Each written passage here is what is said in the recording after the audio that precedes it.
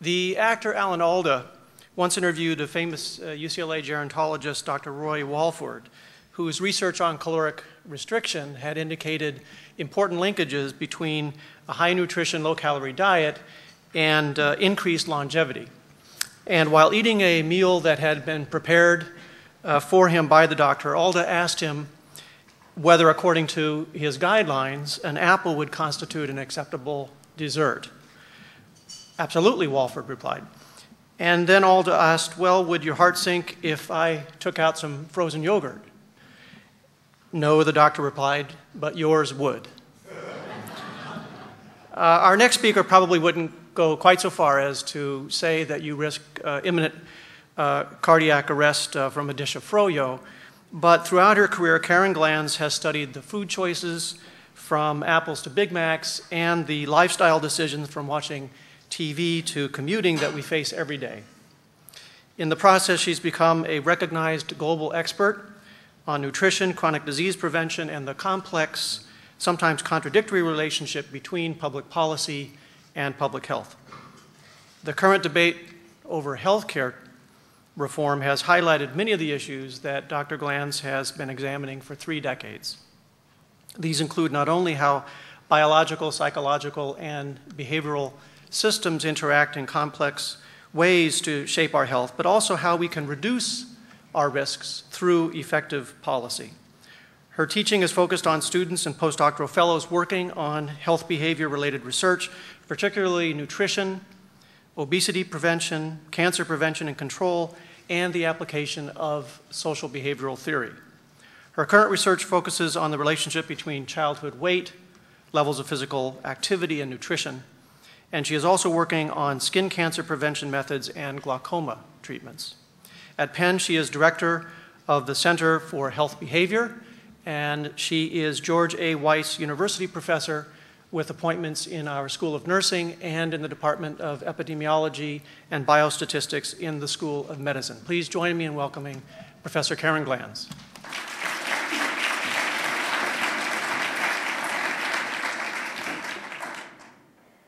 Thank you, Vince, and it's great to be here. There's tremendous energy in this room. Let's see. Okay. I'm going to go from something really small to something a little bit bigger and talk with you about obesity in the built environment for a few moments.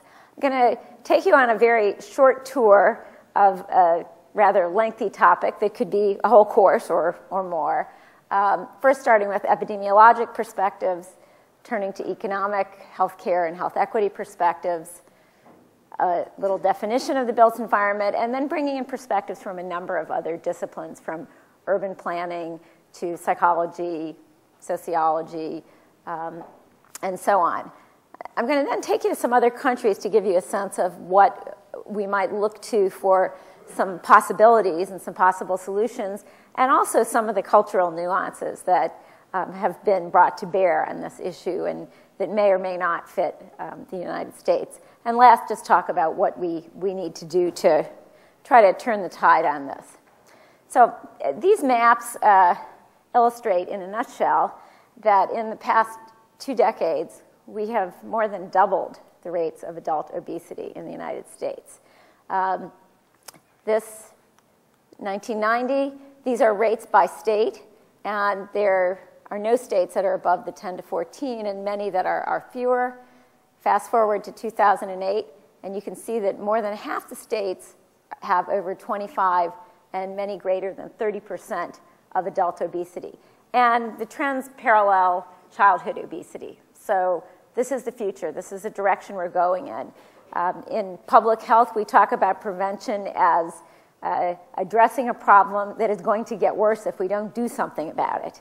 And I think you can see here the problem is getting worse. It's not just a problem in the United States. It's a problem globally. Obesity and the main behavioral contributors, poor diet, physical inactivity, are risk factors for our major chronic diseases, diabetes, heart disease, some cancers, kidney disease, and others. And what you see here is a doubling between 2000 and 2030 in the number of people affected by diabetes in the world. And you can see that it includes other developed countries, but also includes developing countries.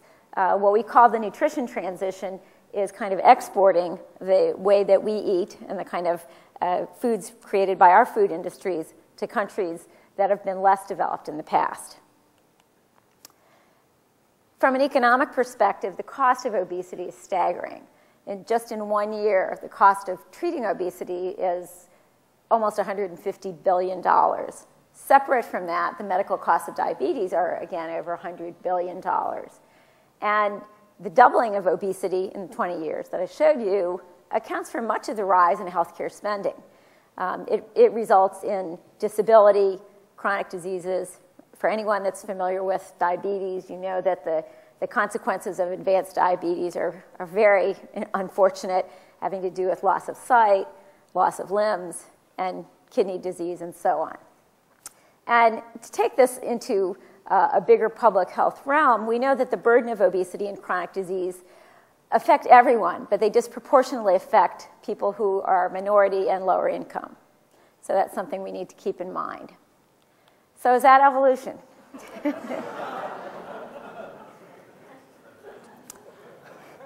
Well, evolution usually doesn't happen quite that quickly in 20 years.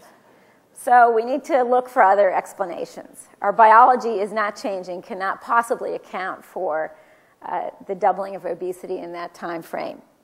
And we've tried individual-oriented approaches. We've tried trying to educate individuals, trying to motivate them. It hasn't worked. It hasn't stuck very well. So we have to turn to the idea of environments. And if you go back really about more than 30 years, there were some really interesting studies that showed that men who moved from Japan to Hawaii to California, nothing against California, increased their rates of heart disease and heart attacks by 50% with each of those moves. And what we see over here is that they also increased their intake of saturated fat with each of those moves. We've also seen the same kind of pattern with patterns of breast cancer by migration patterns. Now, these are not purely causal. I'm not saying that saturated fat causes all breast cancer or all heart disease, but it gives us a window on the environment. B.F. Skinner, the renowned father of behavioral psychology, also knew that environments affected behavior. This is a Skinner box. And Skinner would put a mouse in the box, and he would flash a signal or sound a sound and get the mouse to push a lever, and then the mouse would get some food. So the idea of environments affecting behaviors is actually not a new one at all. It's one that we've come back around to.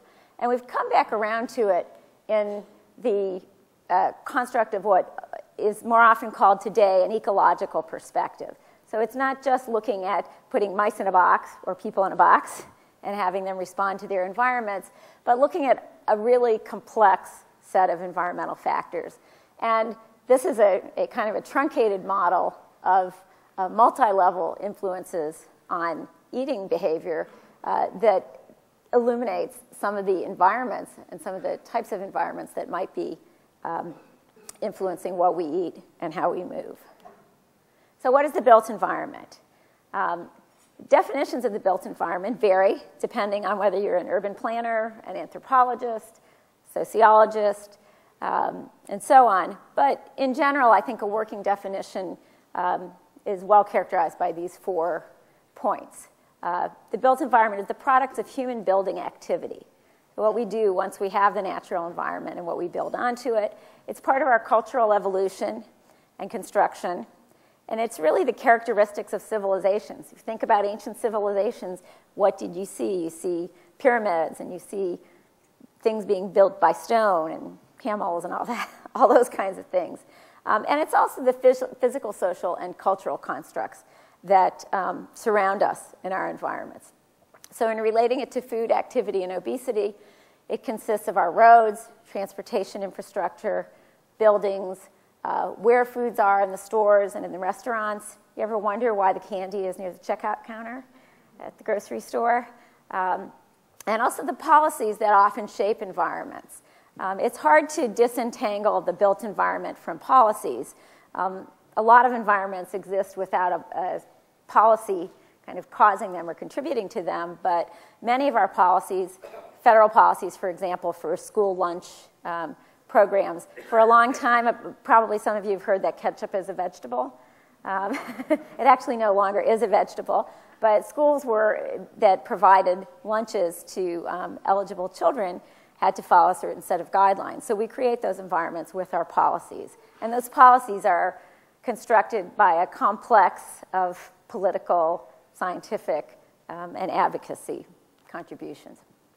So this is the hypothesis, pretty well simplified, that environments and policies, together with our genes, biology, and psychology, contribute to the main behaviors that are related to obesity and other health outcomes. So that's kind of the working hypothesis that we're going to focus in on. Now, getting back to the question of disparities, about kind of the unequal distribution of environments that might be health-promoting versus health-obstructing.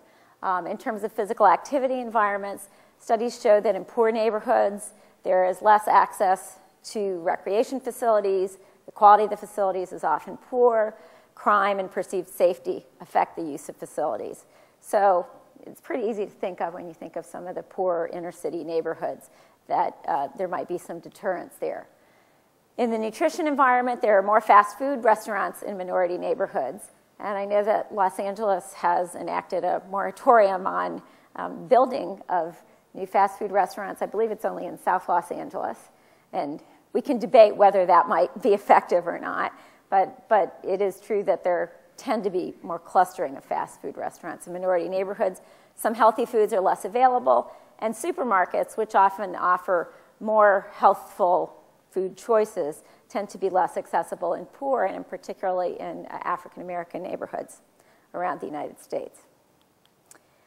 In our own work, we developed a tool called the Nutrition Environment Measure Survey, and our studies show pretty clearly fewer fruits and fewer vegetables in lower income areas than in the higher income areas.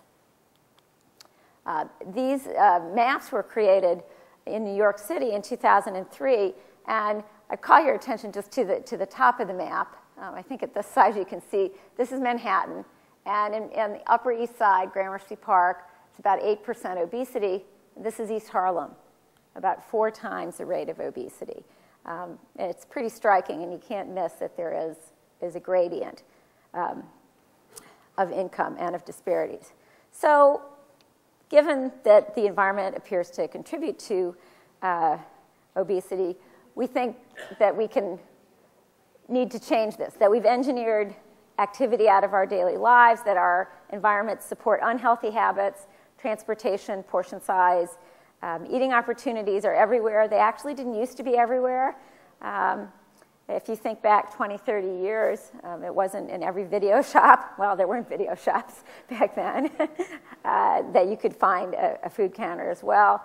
And there are many options for our sedentary entertainment. So we need to think about making built environment changes if we're going to really have an impact on this problem. And this is a fairly extreme example of how we've engineered activity out of many of our daily lives. In terms of relevant settings for physical activity, I could easily give you a lecture on each of these types of environments, but again, it gives you an idea of the scope and the options that we have. There are buildings, transportation facilities, neighborhood design, recreation facilities are all part of the type of environment that promotes or deters active living. And this contrast shows kind of the old-fashioned suburban neighborhood, the grid-like structure, where the most likely way to get from one place to another was oftentimes by walking, because you could easily walk from one neighborhood to the other.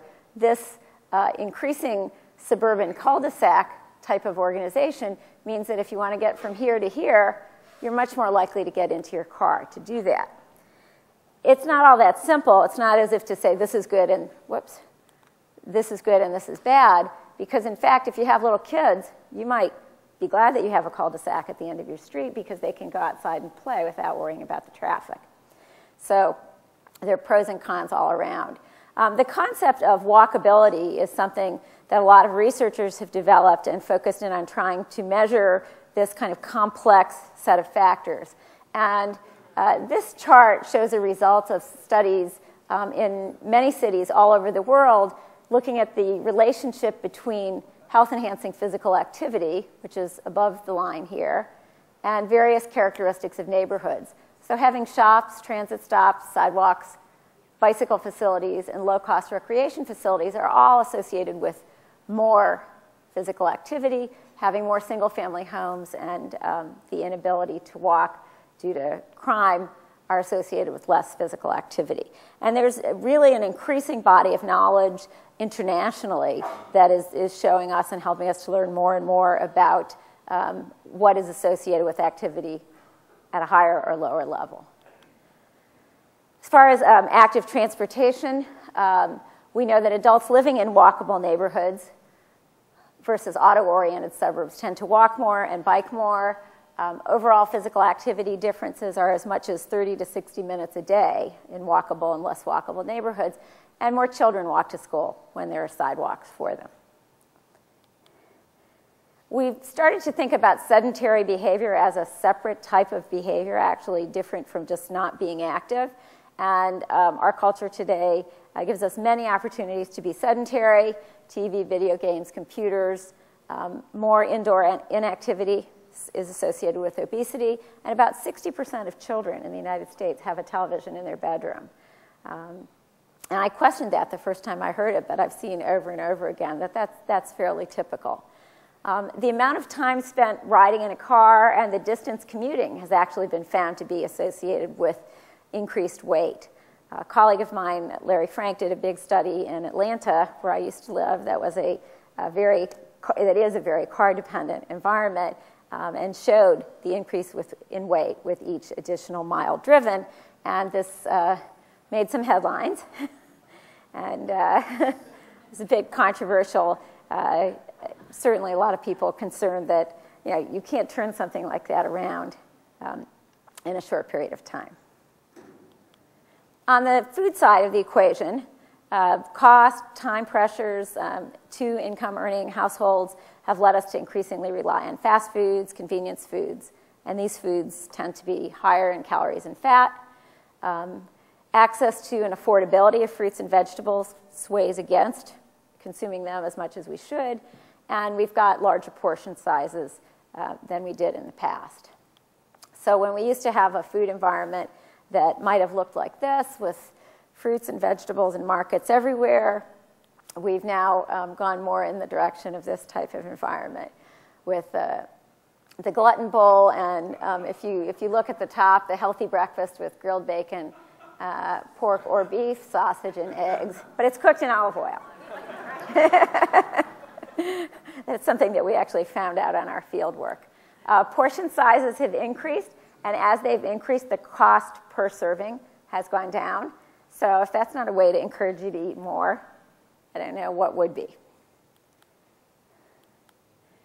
We did cost comparisons also as part of our Nutrition Environment Measures survey, and we compared like products with like, looking at the healthier alternative, the lower fat product of the same type, and we see consistently major differences. If you want a low-fat hot dog, if you want lean ground beef, if you want low-fat chips, I'm not saying we should be trying to encourage everybody to eat baked chips, but if they want to, instead of the regular potato chips, you pay a premium for it, and the same for 100% fruit juice compared to a sugared juice drink. When we eat out, it's incredibly difficult to find something that could be clearly defined as a healthy option at a restaurant. And this goes across both sit-down restaurants and fast food restaurants. It's not as if fast food restaurants that get a lot of bad press are the only place that it's hard to eat a healthy meal. We found that fewer than 36% of restaurants had even any kind of a healthy entree available, and the percentage of healthy entrees is less than 10% across the board. Healthy main dish salads, salads that aren't ruined by all the stuff that's put on top of them, are in the minority, and the ability to get fresh fruit is also fairly limited when we're eating out. So let's look overseas for a minute.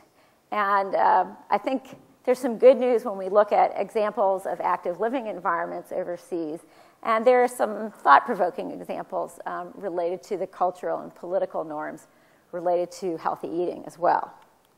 So here we are in Bergen, Norway, with pedestrian streets and streets designed for children to play. And for those of you who haven't been back to the Penn campus lately, the Penn campus actually looks a little bit like this. It is a wonderfully walkable campus.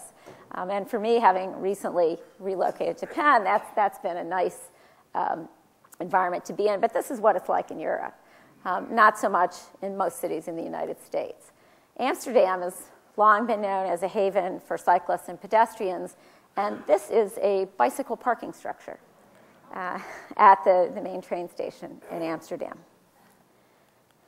In Brisbane, in Australia, this is a pedestrian bridge, no cars allowed. It was actually a bit controversial when it was built, but it is a beautiful bridge. And what they have is they have walkways along the river and sculptures and so forth to really draw people down to the river to enjoy it and be active and to get out of their cars. And Bogota, Colombia, which you may not think of as a place for a healthy lifestyle, might not be the first thing you think of, has really invested heavily in cycling and pedestrian infrastructure, and they have a lot of large events to encourage people to be active. They have something that they call a ciclovia, where they basically close off the streets on weekends for people to walk and bike. And there are a few examples of that in the United States, actually. There is one up in another Ivy League town, Cambridge, where they close off the street. And in Philadelphia, they've actually begun to close off Martin Luther King Drive or West River Drive for cycling, which I was delighted when I moved to Philadelphia to find that. But many countries have been doing this on a very large scale. So turning to the food side of opportunities, one of the really controversial issues in the United States is the soda tax, the snack tax. There was a snack tax in California, and it was repealed almost as quickly as it was passed, that some of you may remember. Soda taxes have been vigorously campaigned against by the beverage industry because we're used to not having sales tax on food in the United States. Well, in many countries, that's routine. And in Denmark, they decided to manipulate the tax in order to see if that would affect the balance of how people eat.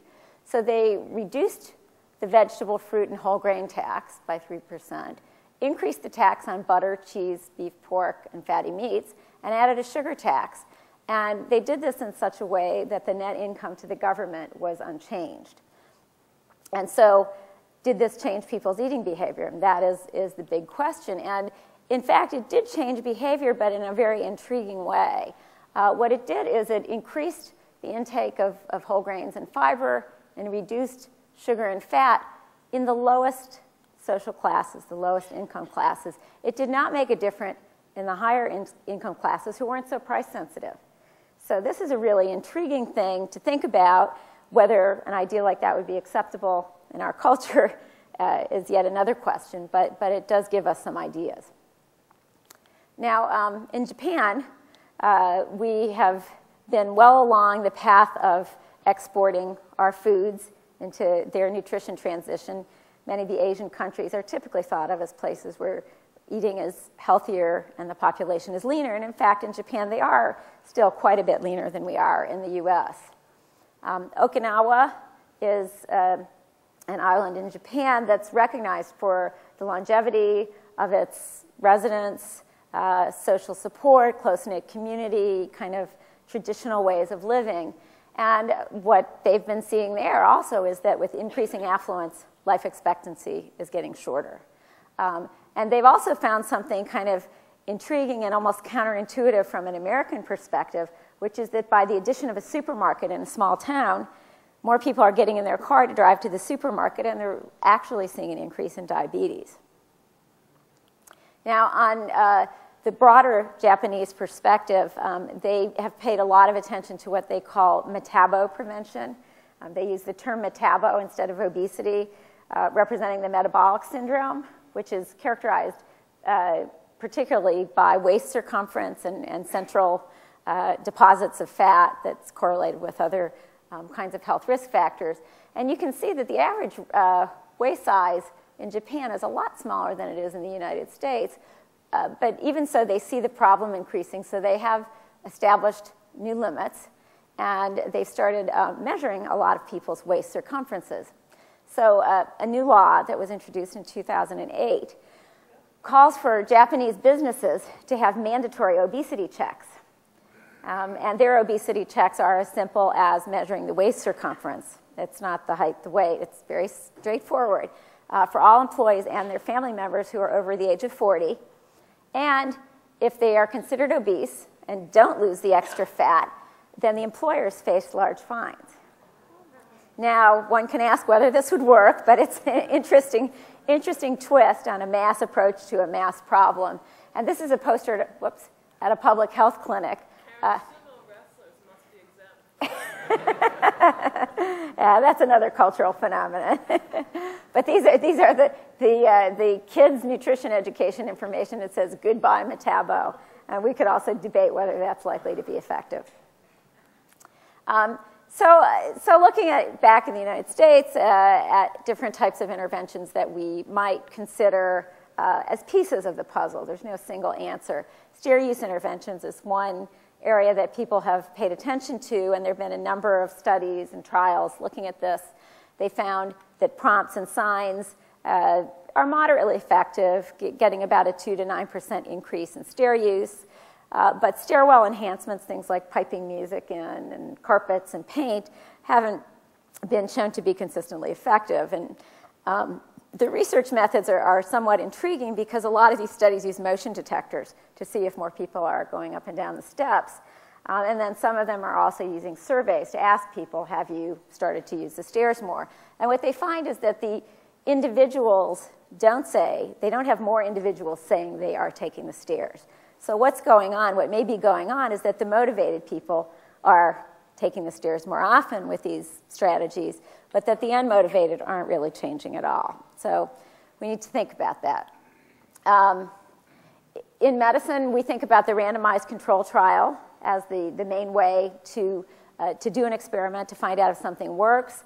It's a little hard to read, but it says parachutes reduce the risk of injury after gravitational challenge, but their effectiveness has not been proven with randomized control trials.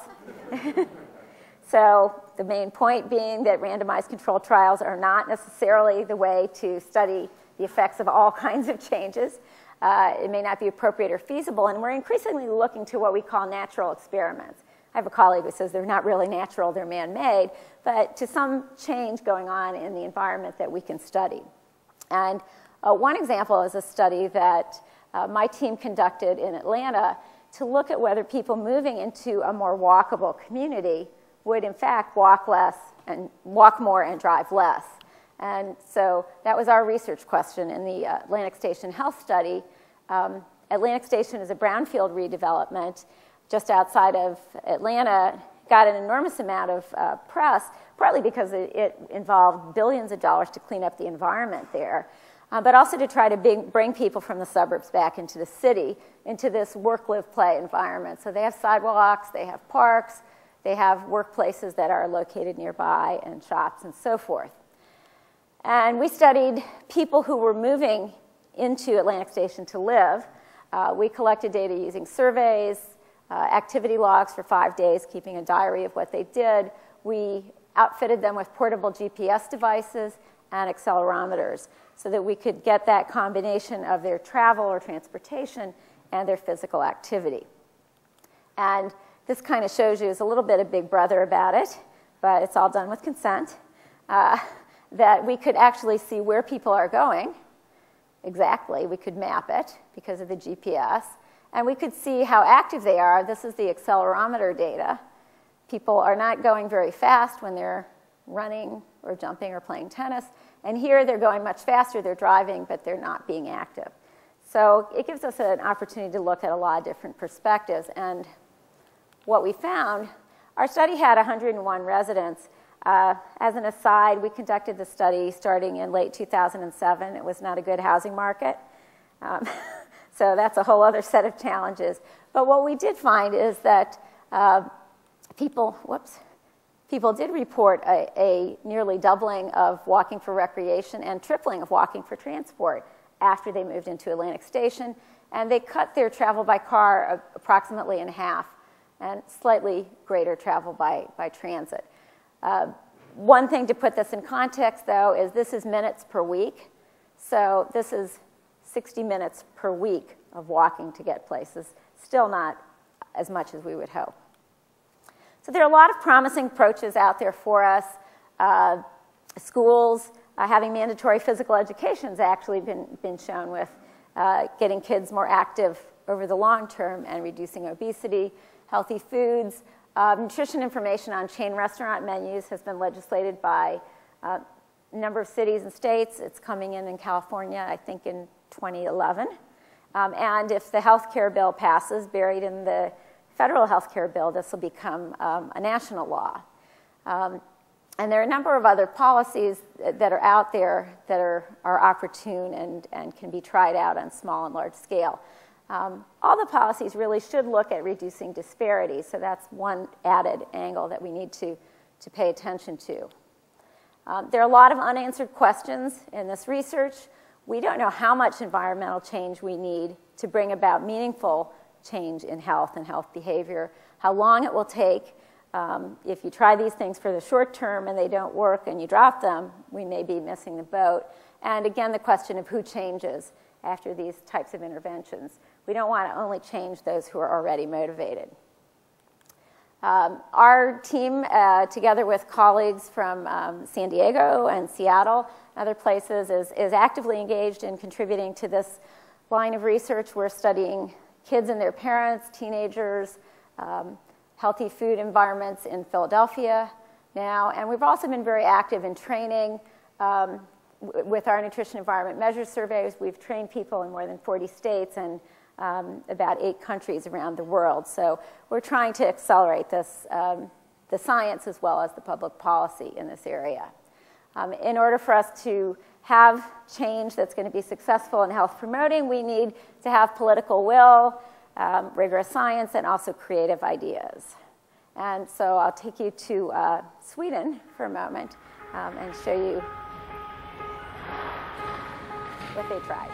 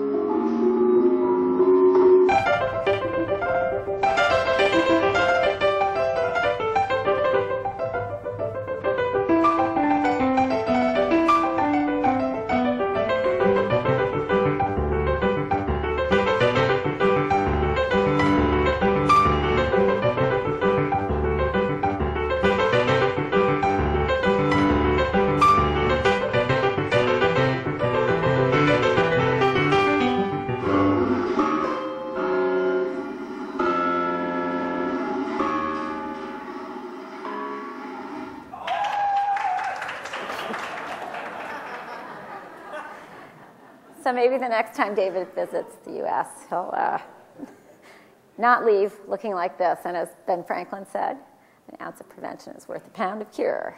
Thank you.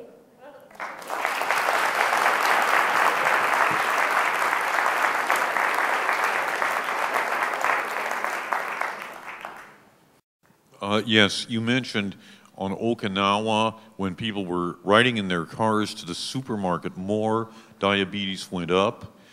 Can that be proven to be a cause and effect relationship, or might there be other factors?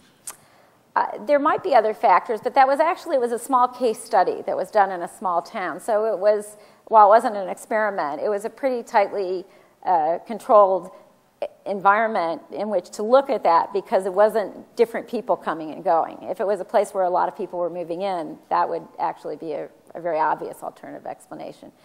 So it's not as simple as that it was just the supermarket, but it was more driving and less activity, and probably changes in what they were eating as well.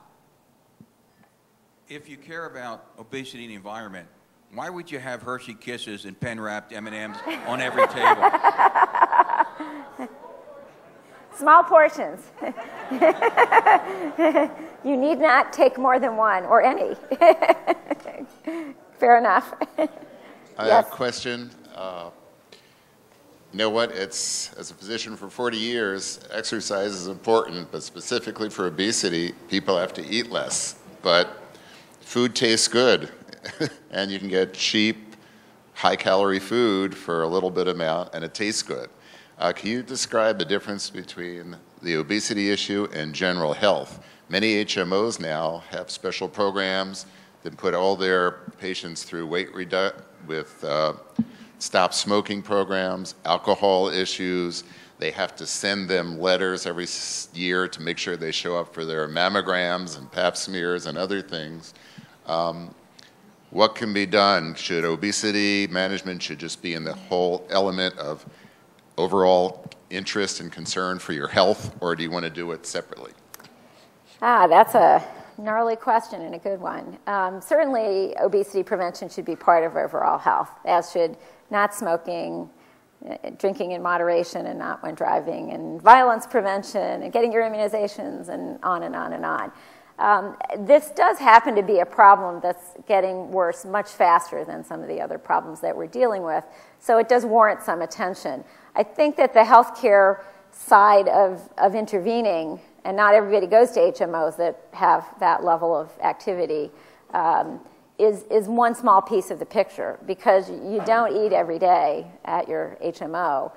You go out, and with weight, I mean, we've shown that we can get people to lose weight. What's much harder is to get them to keep from regaining the weight, and so much of that is influenced by the environment. So it's a complementary type of approach, I think, that's needed. And it's tricky, because I actually have an anecdote. I once went to a dentist who said, it's clear you haven't been flossing your teeth regularly. You must not care about your health. And it was all I could do to say, but I'm not smoking and doing all these other things. So it's a complicated set of things that we need to do, but this is among one of the most important as far as the direction we're heading in right now. Question about the Farm Bill and politics and obesity. You showed a number of slides indicating that fruits and vegetables and healthier foods are getting more expensive, and Twinkies and chocolate at the checkout counter is cheaper. Some of this is influenced by the Farm Bill, I believe, where we subsidize farmers to develop corn syrup and other fattening foods, and we don't subsidize for healthier foods. Is there any change happening in Washington in that regard? There is change. The current Farm Bill actually is a remarkable change.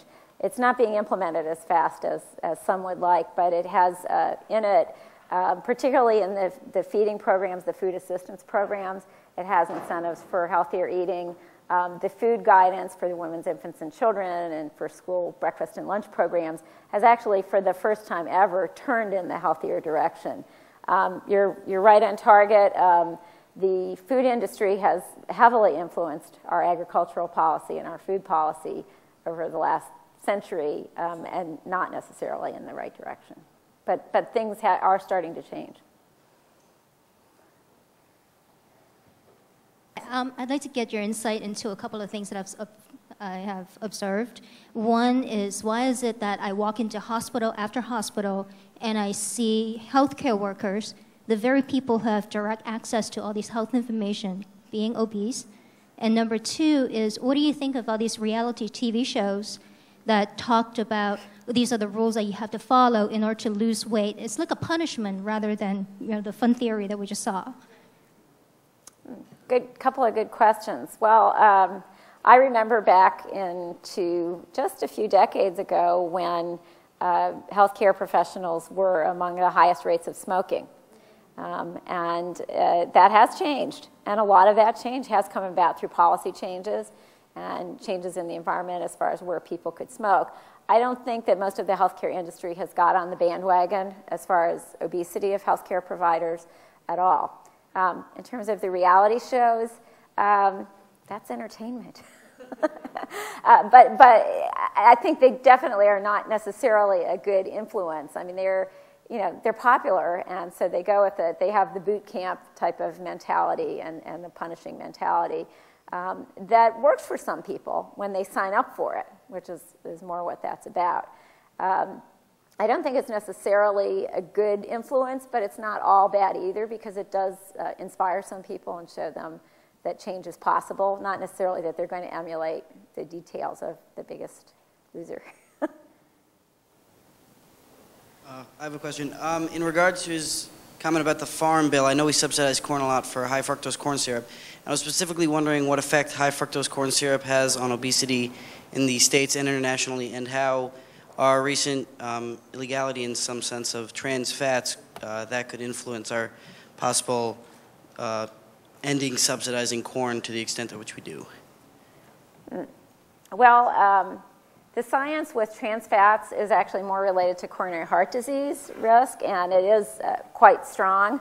From my own point of view, I'm fairly surprised that it has been taken up as policy as aggressively as it has been in the last 5 to 10 years to banning trans fats or reducing trans fats. It's also been misused.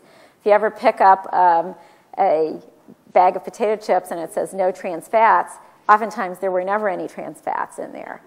So, we have all these kinds of things going on at the same time. The science with high fructose corn syrup is not as strong in terms of high fructose corn syrup being the villain, per se. What it is a cheap and easy way to put more calories and more sweetener into more of our products.